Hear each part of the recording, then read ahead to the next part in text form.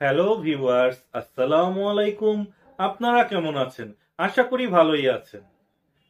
1 minute tricks চ্যানেলে আপনাকে স্বাগতম।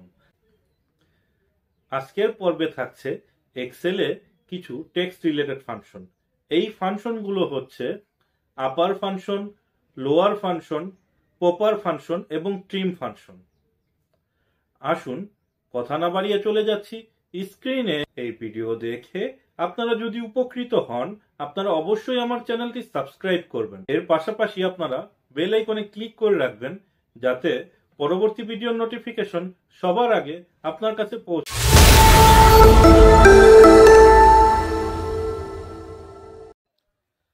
এখানে একটা ডাটা সেট দেয়া আছে, যেখানে নামের বানানগুলো কোনোটা স্মল লেটার, কোনোটা ক্যাপিটাল লেটার, কোনোটা অতিরিক্ত স্পেস আছে, অর্থাৎ আনওয়ান্টেড স্পেস।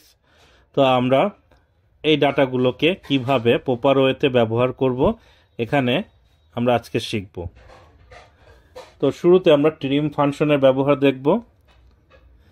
ট্রিম ফাংশনটি আমরা অ্যাক্টিভেট করব। তারপর এটার লজিক হচ্ছে টেক্সট, অর্থাৎ আপনাকে এখানে টেক্সট সিলেক্ট করতে হবে। টেক্সট সিলেক্ট করে এন্টার দিবেন।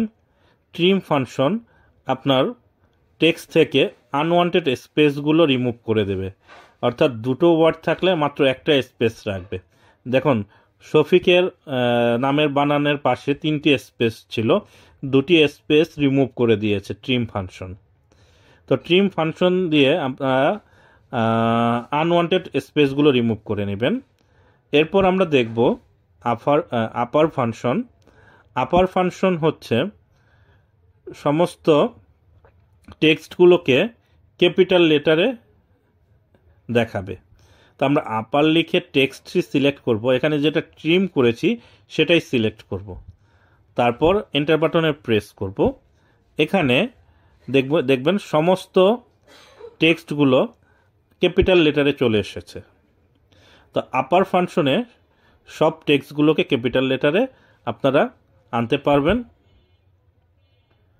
তা আমি পুনরায় আবার দেখাচ্ছি। আপার লিখে আপনারা যদি ডাটা সেটটা নিয়ে আসেন, সেখানে কিন্তু স্পেসটা রয়ে যাবে, আনওয়ান্টেড স্পেস। তো এখানে আমরা ট্রিম করা টেক্সটগুলো এই কারণেই নিয়েছি, যাতে আমাদের ডাটা সেটটি ক্লিন থাকে।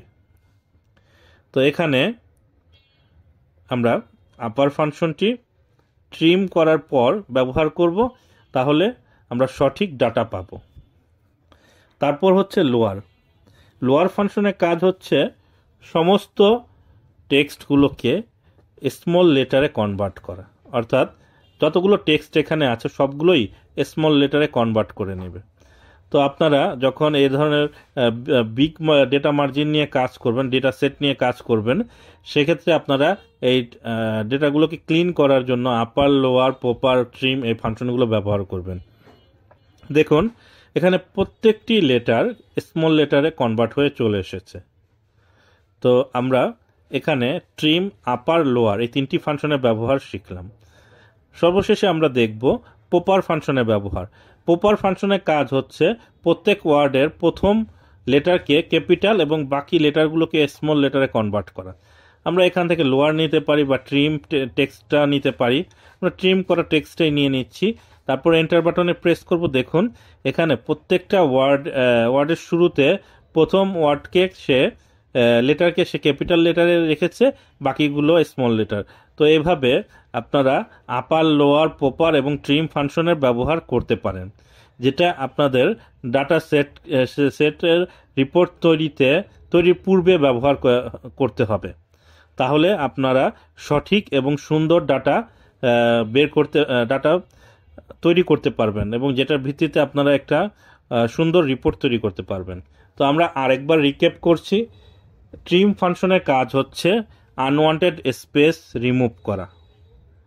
তো আমরা এখানে লিখতে পারি ট্রিম ফাংশনের উপরে স্পেস রিডিউস করা। আপার ফাংশনের কাজ হচ্ছে প্রত্যেকটি লেটারকে ক্যাপিটাল লেটারে কনভার্ট করা। লোয়ার ফাংশনের কাজ হচ্ছে প্রত্যেকটি লেটারকে স্মল লেটারে কনভার্ট করা। এবং প্রপার ফাংশনের কাজ হচ্ছে এখানে আমাদের ফার্স্ট লেটারটাকে ক্যাপিটাল লেটার, তারপর বাকিগুলোকে স্মল লেটারে কনভার্ট করা। তো আপনারা আশা করি এই 4টি জিনিস মনে রাখলে এই ফাংশনগুলো আপনারা প্রয়োজন অনুসারে ব্যবহার করতে পারবেন।